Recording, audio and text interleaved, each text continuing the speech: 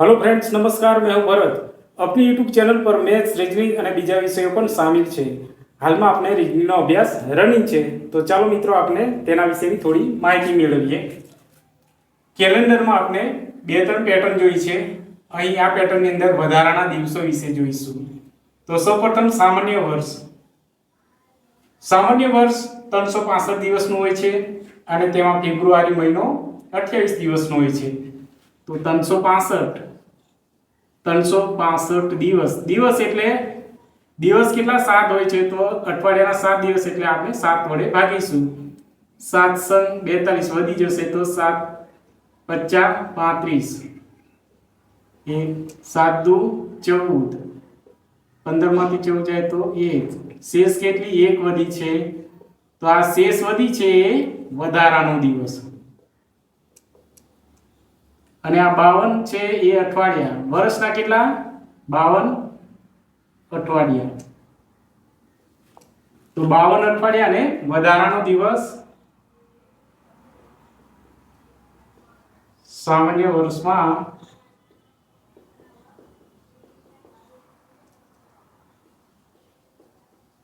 વધારાનો દિવસ 1 હોય અને 52 અઠવાડિયા। સામાન્ય વર્ષમાં બધા જ વાર 52 વખત આવશે, પરંતુ જે વર્ષનો પ્રથમ દિવસ હશે તે ફક્ત 53 વખત આવશે। કયો? જે વધારાનો દિવસ છે એ।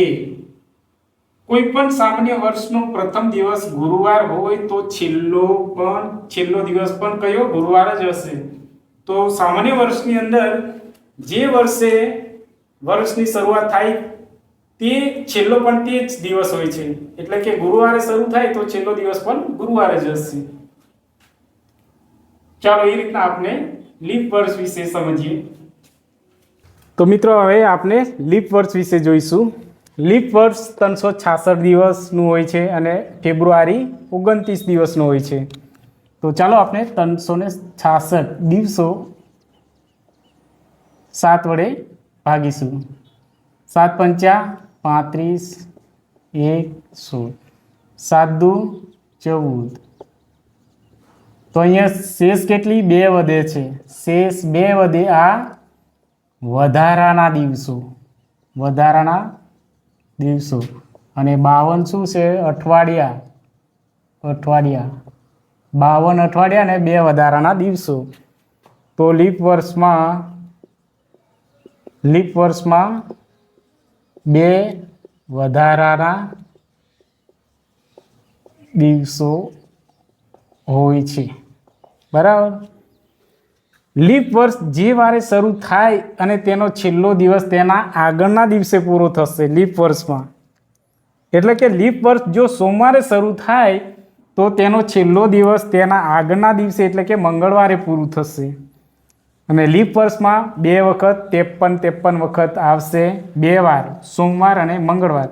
સોમવારે શરૂ થાય છે તો એ પણ 53 વખત આવશે અને જે મંગળવારે પૂરું થાય એ પણ 53 વખત આવશે, ધ્યાન રાખજો।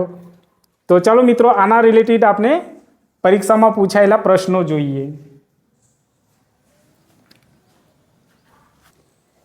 ચાલો તો આપણે પ્રશ્ન જોઈએ। કોઈ સામાન્ય વર્ષ બુધવારે શરૂ થાય તો તેનો છેલ્લો દિવસ કયો હશે? શું કીધું છે? કોઈ સામાન્ય વર્ષ બુધવારે શરૂ થાય તો તેનો છેલ્લો દિવસ પણ કયો હશે? બુધવાર જ હોય છે। સામાન્ય વર્ષ જે વારે શરૂ થાય એ જ એનો છેલ્લો દિવસ હોય છે। પ્રશ્ન નંબર 2 જોઈએ। જો કોઈ લીપ વર્ષ સોમવારે શરૂ થાય તો તેનો છેલ્લો દિવસ કયો હશે? અત્યારે જ આપણે જોયું, જો લીપ વર્ષ સોમવારે શરૂ થાય તો તેના આગલા દિવસે પૂરું થશે, એટલે કયો આગળનો દિવસ? સોમવાર પછી મંગળવાર, બરાબર। એ જ રીતના એક લીપ વર્ષ રવિવારે શરૂ થાય તો તેમાં કેટલા સોમવાર હશે? આપણને અત્યારે જોઈ ગયા લીપ વર્ષની અંદર 2 વર્ષ 53 આવે છે, જે દિવસે શરૂ થાય તે પણ અને છેલ્લે પૂરો થાય તે, એટલે રવિવારે શરૂ થાય તો સોમવારે પૂરો થશે, એટલે એ બંને 53 વખત આવશે। તો 53 વખત એ આપનો જવાબ। મિત્રો આ પરીક્ષાઓમાં પૂછાયેલા છે, બહુ ઇમ્પોર્ટન્ટ। આ રીતના સંખ્યા બદલીને બીજા પણ પૂછી શકે છે. ચલો મિત્રો, ઉદાહરણ નંબર 4 બહુ ઇમ્પોર્ટન્ટ ઉદાહરણ છે. કોઈ સામાન્ય વર્ષમાં 53 શુક્રવાર આવે તો તેના મકર સંક્રાંતિના દિને કયો વાર આવશે? સામાન્ય વર્ષમાં 53 શુક્રવાર ક્યારે આવે? જ્યારે તેની શરૂઆત 1 જાન્યુઆરીએ શુક્રવાર 1 જાન્યુઆરીએ શુક્રવાર હશે તો 7 દિવસ પછી 7માં 1 ઉમેરતા 8 થઈ જશે. 8 જાન્યુઆરીએ પણ કયો વાર હશે? શુક્રવાર હશે. એ જ રીતના 8થી મકર સંક્રાંતિ હંમેશા 14 તારીખે આવશે, 14 જાન્યુઆરી. તો અહીંયા હવે આપણે 7 થી 8 14માં 1 15 ઉમેરતા વધી જશે અહીંયા. તો અહીં આપણે 8 તારીખે શુક્રવાર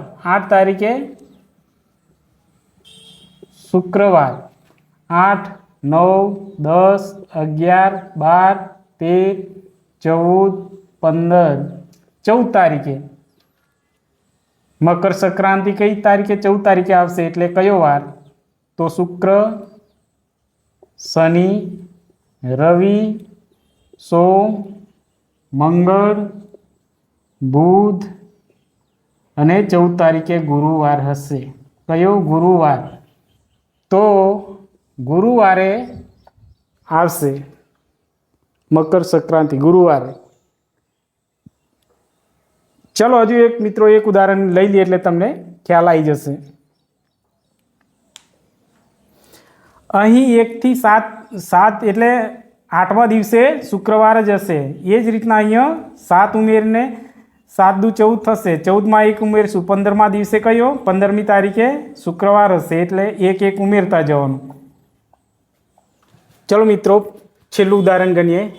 જે પહેલું ઉદાહરણ ગણ્યું એવો ને એવો એ જ પ્રકારનું છે. જો એમાં તમને સમજ ઓછી પડી હશે તો આની અંદર પૂરેપૂરી પડી જશે. સંખ્યા વાંચીએ. કોઈ સામાન્ય વર્ષમાં 53 ગુરુવાર ક્યારે આવે છે એ તો આપણે જોઈ ગયા. તો પ્રજાસત્તાક દિન ક્યારે આવે છે? તો 26 જાન્યુઆરીએ. 26 જાન્યુઆરી. પ્રજાસત્તાક તારીખ પણ ખ્યાલ હોવી જોઈએ. પ્રજાસત્તાક દિન ક્યારે? તો 26મી જાન્યુઆરીના દિવસને પ્રજાસત્તાક દિવસ કહેવાય છે. તો અહીંયા શું કીધું? સામાન્ય વર્ષમાં 53 ગુરુવાર ત્યારે જ આવે જો વર્ષની શરૂઆત પણ ગુરુવારથી જ થઈ હોય. તો અહીંયા 1 જાન્યુઆરી કયો? ગુરુવાર જ હશે. પછી 1 થી 7 7માં 1 ઉમેરતા 8 8મા દિવસે કયું હશે? 8 જાન્યુઆરીએ ગુરુવાર જ હશે, ગુરુવાર. 8માં 7 ઉમેરતા અહીંયા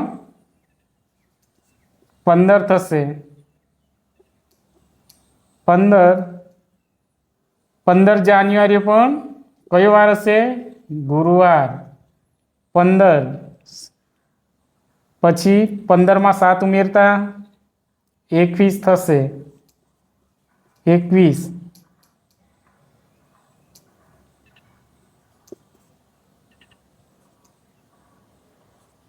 22 21માં ઉમેરતા 22 થશે. તો 22 જાન્યુઆરી પણ કયો વાર હશે? ગુરુવાર હશે. તો જો 26 તારીખ નજીક છે એટલે હવે આગળ ના જવાય તો શું કરીશું? 22 તારીખે ગુરુવાર હશે, ગુરુવાર. તો 22, 23, 24, 25 અને 26 ગુરુ. પછી શુક્ર, શનિ, રવિ અને સોમવાર આવશે. ક્યારે? 26 તારીખે પ્રજાસત્તાક દિને કયો વાર? સોમવાર આવશે. આ આપનો જવાબ. એ રીતના છે મિત્રો. પ્રેક્ટિસ કરશો એટલે આવડી જશે. ચાલો મિત્રો, આ પેટર્ન અહીંયા પૂરી કરીએ છીએ. હવે મળીશું નેક્સ્ટ પાર્ટમાં. તો મિત્રો, જો અમારો વિડીયો તમને પસંદ આવે તો લાઈક અને શેર કરજો, તેમજ સબસ્ક્રાઈબ કરવાનું ભૂલતા ના મિત્રો.